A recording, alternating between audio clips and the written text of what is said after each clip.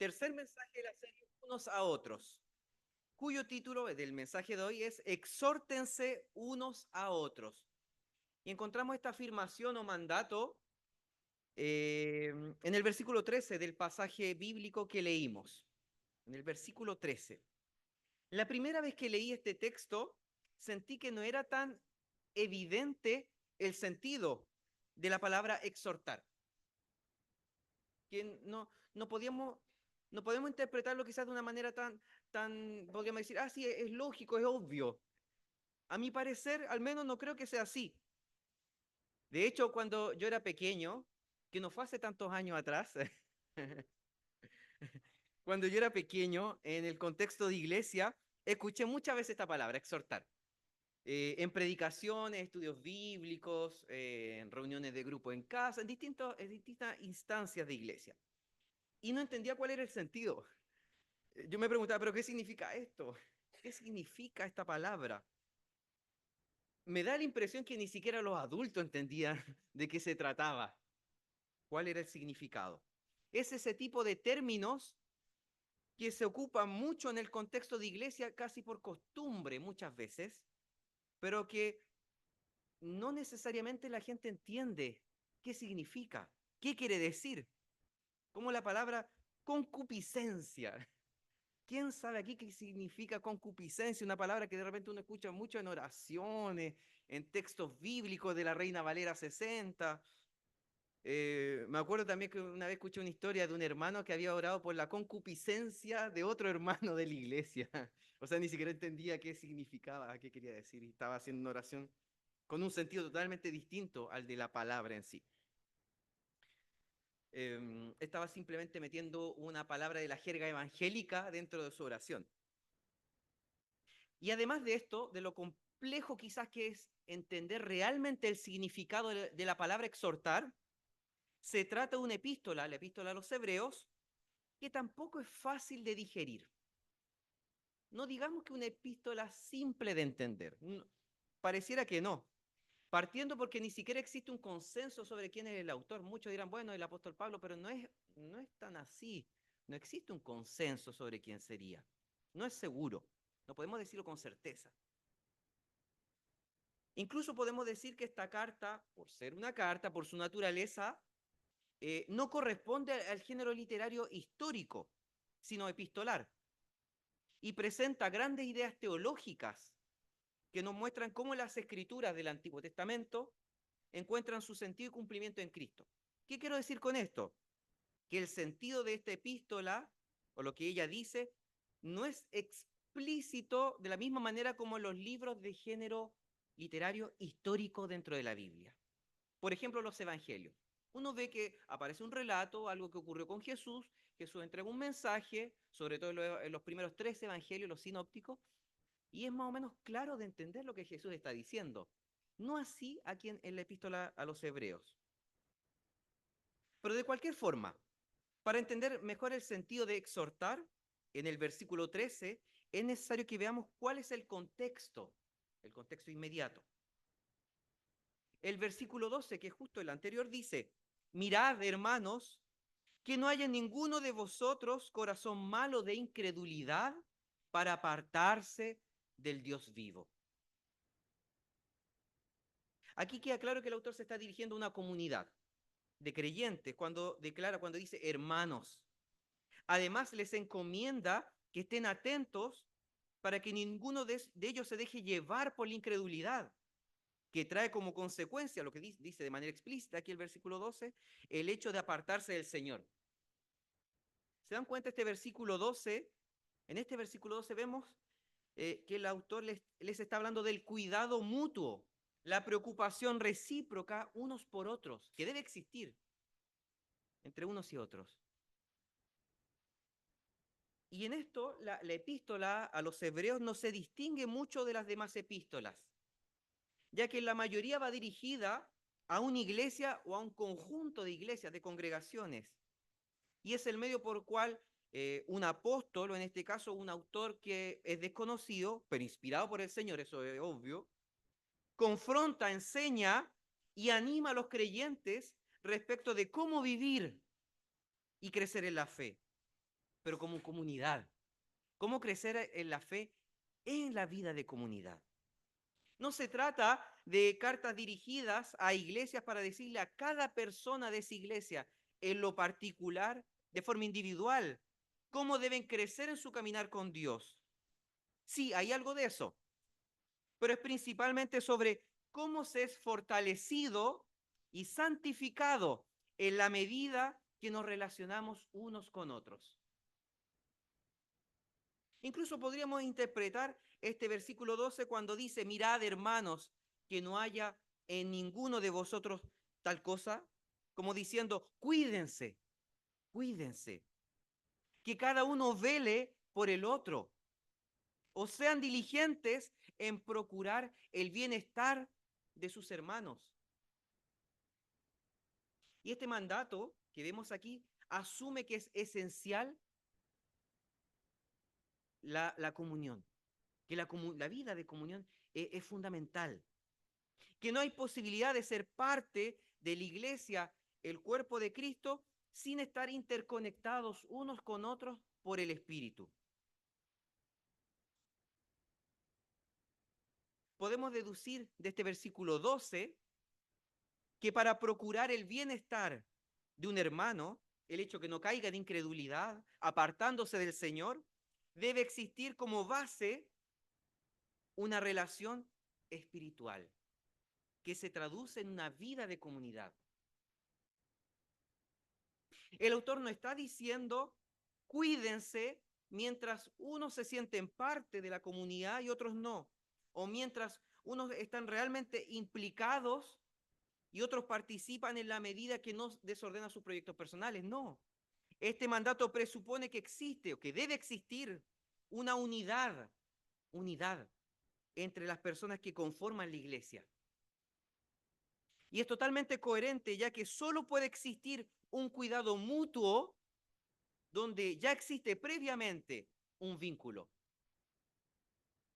que en este caso está dado por el hecho de estar conectados en dependencia de un mismo Padre Celestial, siendo parte de una misma familia. Ese es el contexto inmediato, previo, literario previo del versículo 13, que comienza diciendo antes, exhortaos, exhortaos los unos a los otros cada día.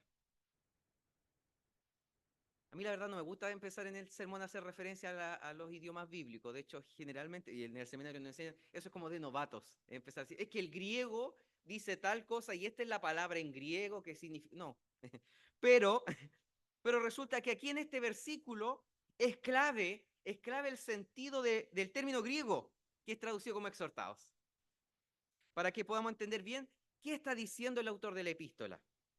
Exhortar, exhortar en este contexto es el acto de animar y buscar persuadir a alguien para que cambie de conducta o para que realice una acción. Vuelvo a repetir, es el acto de animar y buscar persuadir a una persona para que cambie de conducta o para que realice un acto, una acción.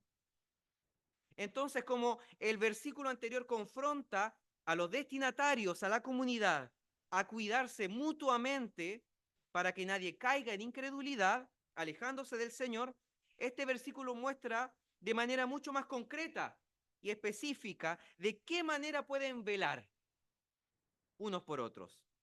Deben estar animándose constantemente unos a otros, para que ninguno termine descuidando su comunión, su relación con el Dios vivo, para que la incredulidad, que es lo contrario a la fe, se trata de la duda en su grado más extremo, no se apodere de ningún hermano. Y fíjense bien que el sentido de exhortar tiene un carácter amoroso. El autor de la epístola a los hebreos nos llama a los hermanos de la comunidad a la cual dirige esta carta a confrontarse duramente, de forma severa, con aspereza. Incluso en el Antiguo Testamento, cuando Dios llama al arrepentimiento a su pueblo, sí, a veces actuaba de forma severa, cuando Israel se había apartado totalmente de él. pero no siempre los confrontaba de esa forma. Hay muchas imágenes en la Biblia donde se ve al Señor atrayendo a su pueblo con ternura. Jesús mismo cuando confronta, está en la ciudad de Jerusalén y confronta a la ciudad, es como si le estuviera hablando a la ciudad, dice en Lucas 13, ¿cuántas veces quise juntar a tus hijos como la gallina a sus polluelos? Aquí vemos esta imagen de ternura, de amor, no de lanzar golpes porque has pecado, no, con amor, como la gallina a sus polluelos.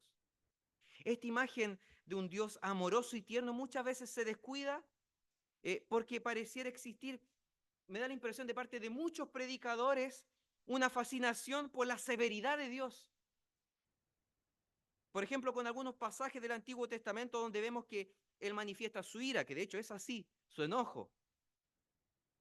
Incluso me he dado cuenta que desde hace varios años existe un interés por la teología reformada y han surgido algunos predicadores que son muy seguidos por internet, por YouTube, las predicaciones por YouTube. Y se hace décadas atrás existían los telepredicadores, sobre todo de teología de la prosperidad, estos gringos que aparecían en la televisión. Ahora existen pastores y teólogos por YouTube, sobre todo de este medio reformado, cuyos videos son muy seguidos. Y este tipo de predicadores reformados son muy, no puedo decir siempre, no puedo generalizar, pero muy por lo general extremadamente duros en cómo presentan la palabra.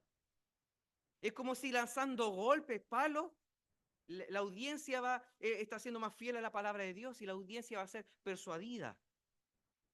Como si tuvieran una fascinación por mostrar un Dios cruel, sanguinario, frente a seres humanos que solo merecen el infierno. Y es verdad que Dios es santo, no podemos relativizar eso. Que Dios es santo, que es celoso, que no tolera el pecado. Y es verdad que la humanidad se encuentra en un estado de depravación total, sin ninguna posibilidad de salvación por méritos propios, y que es solo por la gracia inmerecida del Señor manifestada en Cristo que podemos ser redimidos. Así es, eso es lo que nos muestra la Biblia. Pero también es verdad que Dios tiene muchos atributos, que su naturaleza es rica y compleja, y por lo mismo no podemos solo conocerlo y verlo a través de su ira. Tenemos que entender que Dios es mucho más completo. Ese es un lado del Señor que está ahí en la Biblia, sí. Pero tampoco debemos desconocer el otro, el de Dios amoroso, tierno, de hecho.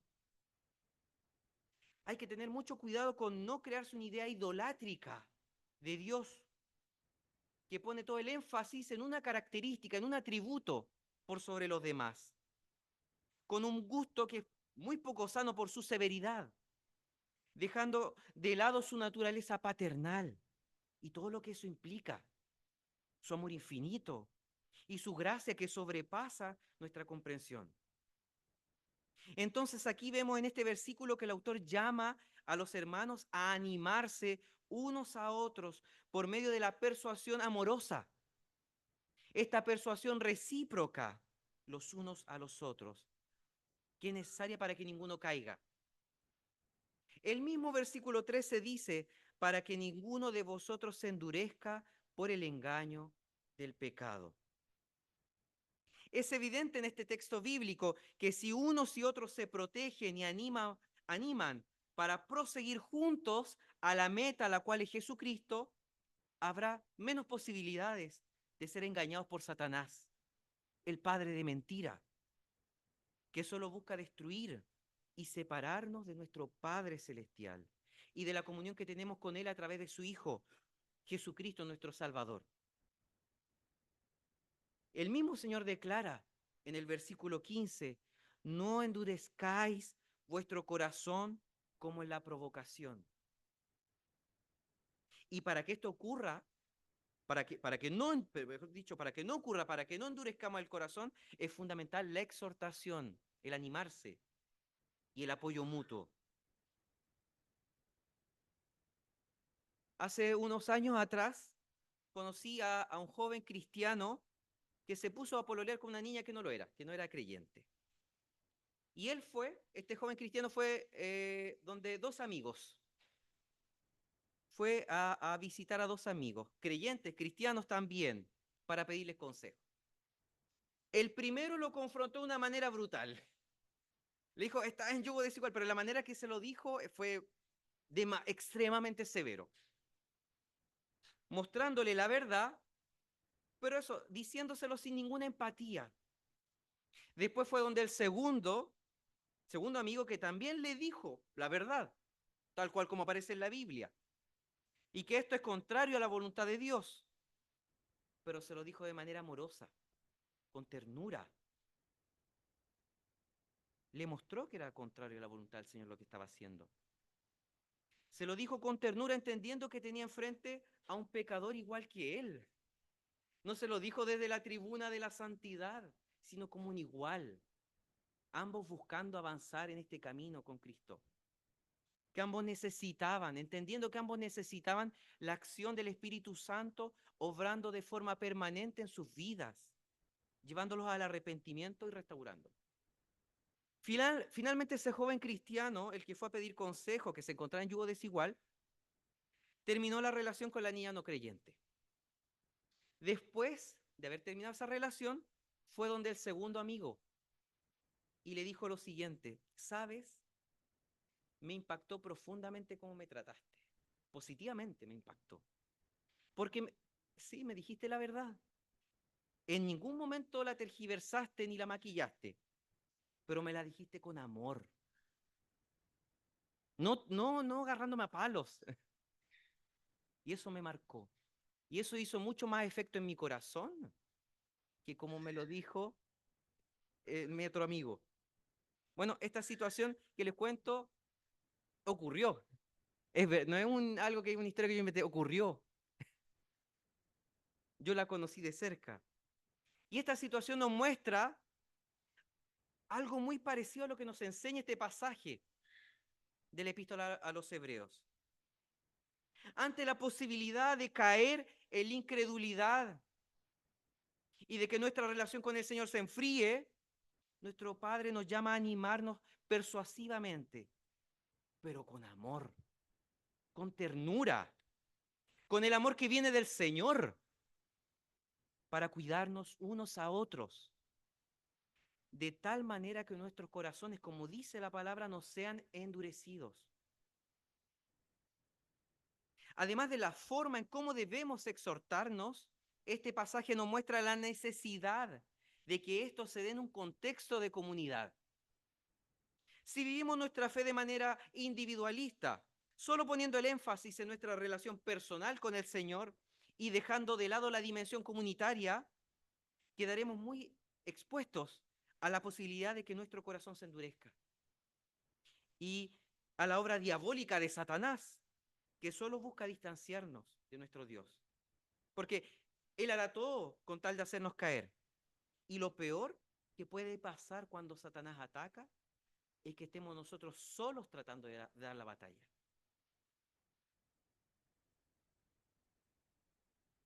Hermanos, no podemos crecer en la fe si estamos solos. No podemos dar esas batallas si estamos solos. No podemos enfrentar los embates del maligno con nuestras propias fuerzas, sin pedir ayuda. Nos necesita, y ese es el sentido de esta serie de mensajes. Nos necesitamos unos a otros, animándonos, sosteniéndonos, cuidándonos, levantándonos. Y que esto que estoy diciendo ahora no quiere solamente a nivel de discurso, claro, una serie de mensajes, como un deseo que va a ser compartido por todos, sino que lo podamos vivir de manera concreta en nuestra comunidad aquí en la Primera de Chillán. Que el Señor nos mueva a encarnar esta dimensión comunitaria de pueblo de Dios. Como dice la palabra, nación santa. Nación santa. Aquí vemos este lado de comunidad, de nación santa, que es escogida. ¿Y para qué? Para dar testimonio de las obras maravillosas de aquel que nos llamó de las tinieblas a la luz, a su luz admirable. En la medida que nos estamos apoyando, aconsejando y sosteniendo, podremos avanzar juntos en este camino de santificación, que es pedregoso. Por lo mismo nos necesitamos, es pedregoso, pero por el cual podemos caminar gracias al poder del Espíritu Santo. Cuando logramos, perdón, no, cuando logramos entender que no somos solo seres individuales, sino un pueblo en Cristo, nuestra comprensión podemos comprender el sentido de la iglesia local, de qué es la iglesia local, qué es la comunidad de fe. Ese sentido cambia en nosotros. O sea, ahora lo podemos entender bien. Hace un entendimiento correcto, que no se trata de venir aquí de vez en cuando, de participar de una u otra actividad y comprometiéndonos solo en la medida que esto no interfiere con nuestros proyectos personales. No, porque somos una familia comprada por un precio muy alto, por un precio muy alto, la sangre de Jesucristo sobre la cruz. Y unida en una fe común y un mismo espíritu. Que el Señor nos mueva a velar y a cuidarnos los unos a los otros para que nadie sea engañado por el maligno, para que nadie dude de la obra maravillosa hecha por Dios en Jesucristo, al punto de la incredulidad. No, para que la fe de ninguno se enfríe, producto de las circunstancias o de este siglo malo, como habla de la Escritura. Confiemos en la obra de nuestro Señor y descansemos en que todo lo que Él exige de nosotros no debemos hacerlo por nuestras fuerzas, sino guiados y sostenidos por la fuerza de su Espíritu. Oremos. Padre Santo, te agradecemos porque a través de tu palabra tú nos interpelas, tú nos confrontas, Señor.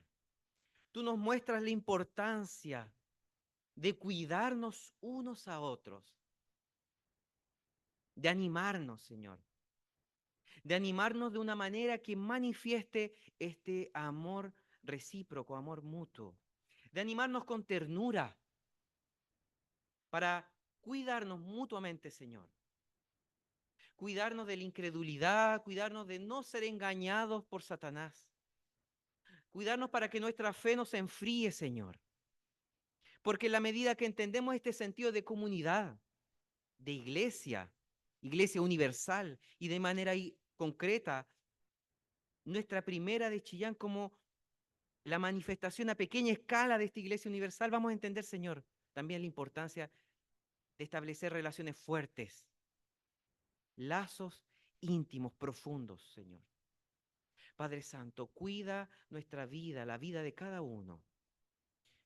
Señor, que podamos seguir cultivando una relación cada día más profunda contigo, una relación de amor que se ve fortalecida por los medios de gracia. Señor, derrama de tu gracia constantemente en nosotros, llénanos de tu espíritu. Y que esto se pueda dar, como decíamos recién y lo hemos reiterado en varios momentos, Señor, que no se dé solamente en nuestro fuero íntimo de manera individual, sino que se produzca en la medida que avanzamos juntos, Señor, en la fe, en el caminar contigo, en este proceso de santificación. Te rogamos todo esto, Padre Santo, por los méritos de Jesucristo, nuestro Señor y Salvador. Amén.